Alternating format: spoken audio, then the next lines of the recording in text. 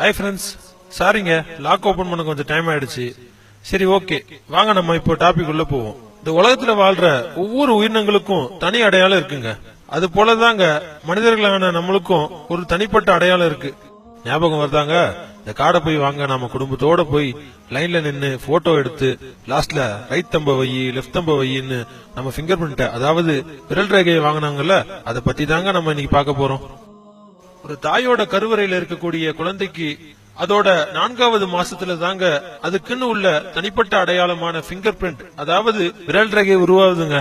அது அந்த மனிதன் இந்த உலகத்துல வாழ்ற காலம் வரைக்கும் அதுல எந்த ஒரு மாற்றமும் ஏற்படுறது இல்லைங்க. அதாவது இப்ப இந்த உலகத்துல சுமார் 750 கோடி மக்கள் வாழ்றாங்க.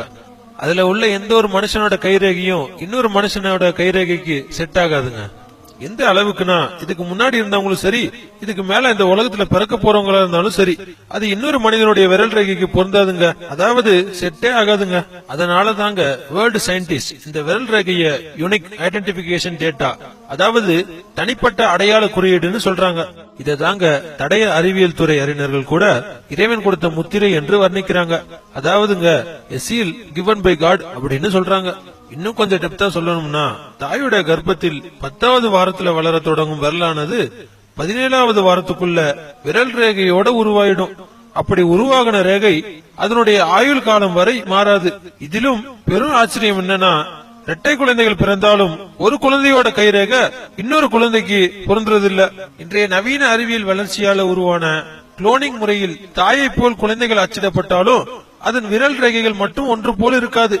ஏன்னு சொன்னா, விரல் ரேகை என்பது டிஎன்ஏ போன்ற மரபணு ஜீன்களால் உருவாவதில்லை. இது தாயோட கர்ப்பத்துல தாங்க தீர்மானிக்கப்படுது. இப்போல்லாம் கவர்மெண்டா இருந்தாலும் சரி, பிரைவேட்டா இருந்தாலும் சரி, ஒரு ஐடி கார்டு கொடுக்கணும்னா கூட நம்ம பிங்கர் பிரிண்ட தாங்க முதல்ல ஸ்கேன் பண்றாங்க. அப்பெல்லாம் போன் லாக் பண்ணணும்னா பின் செட் பண்ணுவோங்க. இப்ப சொல்லவே தேவையில்ல, பிங்கர் பிரிண்ட் சென்சார் வந்துருச்சு. சும்மா சொல்லக்கூடாதுங்க, செம்ம செக்யூரிட்டிங்க. பொதுவா இந்த விரல் ரேகை ரொம்ப வயசானாலோ இல்ல ரொம்ப கடினமா வேலை செய்யக்கூடிய நபர்களாக இருந்தாலும் தேய்ந்து கொஞ்சம் தெளிவில்லாம போக சான்சஸ் இருக்குங்க. ஆனா நம்ம சயின்டிஸ்ட சும்மா சொல்லக்கூடாதுங்க. இதுக்கு என்ன செய்யலாம்னு இப்போ லேட்டஸ்டா ஒரு சென்சாரை உருவாக்கி இருக்காங்க. இது ஒரிஜினல் விரல் ரேகைய, அதாவது தோலின் அடியில் உள்ள ரேகையை சென்ஸ் பண்ணி அது யாரோடதுன்னு பெர்ஃபெக்ட்டா சொல்லுதுங்க.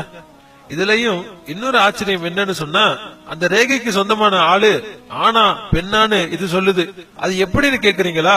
இதெல்லாம் நம்முடைய விரல் ரேகையில வேர்வை சுரப்பிக்குள்ள இருந்து படியும் அமினோ அமிலங்கள், அதாவது அமினோ ஆசிடோட அளவை அளந்து அந்த ரேகை ஆணுடையதா பெண்ணுடையதா என்று கணிக்க முடிகிறதுங்க. இயற்கையாகவே இந்த அமினோ ஆசிட் ஆணை காட்டிலும் பெண்ணுக்கு 2 மடங்கு சுரக்குதுங்க. இந்த பிங்கர் பிரிண்ட நடைமுறைக்கு கொண்டு வந்தது 1880 தாங்க. அதுவும் இங்கிலாந்தை சேர்ந்த பிரான்சிஸ் கால்டன் என்ற அறிஞரால தாங்க இது கொண்டு வரப்பட்டது. இதுல வியப்புக்குரிய விஷயம் என்னன்னு சொன்னா, இத பத்தி 14 நூற்றாண்டுகளுக்கு முன்னாடியே, அதாவது 1400 வருஷத்துக்கு முன்னாடியே இறைவனால கொடுக்கப்பட்ட குர்ஆன்ல இப்படி சொல்லப்பட்டிருக்குங்க. பிஸ்மில்லாஹிர் ரஹ்மானிர் ரஹீம். أيحسب الإنسان أن لن نجمع عظامه بلى قادرين على أن نسوي بنانه. மரித்து உக்கி போன மனிதனின் எலும்புகளை நாம் ஒன்று சேர்க்கவே மாட்டோம் என்று மனிதன் எண்ணுகின்றானா? ஆம், அவனுடைய நுனி விரல்களையும் நாம் செவ்வையாக்க முன்போல் ஆக்குவதின் மீதும் ஆற்றலுடையவராய் இருக்கின்றோம். அல் குர்ஆன் அத்தியாயம் 75 வசனங்கள் 3-4. அதாவது மனுஷனுடைய உடல்ல பல்வேறு உறுப்புகள் இருந்தாலும் இறைவன் விரலையும் அதில் உள்ள ரேகையையும் அப்படியே திருப்பி படைப்போம் என்று சொல்லுறதன் மூலம் நமக்கு தனித்தனி அடையாளத்தையும் இறைவன் தன்னுடைய வல்லமையும் நிரூபிச்சு காட்டுறான். இந்த விரல் ரேகையை பற்றி மட்டும் இந்த குர்ஆன்ல 1400 வருடத்துக்கு முன் சொல்லப்படலங்க. இது போல பல்வேறு அறிவியல் உண்மைகளை நம்மை படைத்த இறைவன் குர்ஆனில் கூறுவதன் மூலம் தன்னுடைய வல்லமையை இந்த மனித சமுதாயத்துக்கு எடுத்து சொல்கிறான். நாம் இந்த உலகத்துல வாழ்ற காலம் வரைக்கும் உண்மையாளராகவும் நம்மை படைத்த இறைவனை மட்டும் வணங்கி இருந்தால் நம்முடைய உண்மையான நிரந்தர வாழ்க்கையில் சந்தோஷமாக இருக்கலாம். இந்த நிரந்தரமில்லாத உலகத்துக்காக நமக்கு வரப்போற நிரந்தரமான உலகத்தை மிஸ் பண்ணிடாதீங்க. كل نفس ذائقة الموت وَإِنَّمَا تُوَفَّوْنَ أُجُورَكُمْ يَوْمَ الْقِيَامَةِ فَمَنْ زُحْزِحَ عَنِ النَّارِ وَأُدْخِلَ الْجَنَّةَ فَقَدْ فَازَ وَمَا الْحَيَاةُ الدُّنْيَا إِلَّا مَتَاعُ الْغُرُورِ. ஒவ்வொரு ஆத்மாவும் மரணத்தை சுவைக்கக்கூடியதே.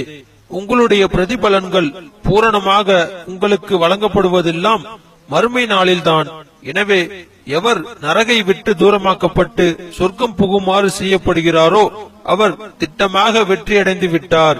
இவ்வுலக வாழ்வு ஏமாற்றும் அற்ப சுகப்பொருளே என்று வேறில்லை. அல் குர்ஆன் அத்தியாயம் 3 வசனம் 185. மேலும் சந்தேகங்களுக்கு எங்களை தொடர்பு கொள்ளுங்கள்.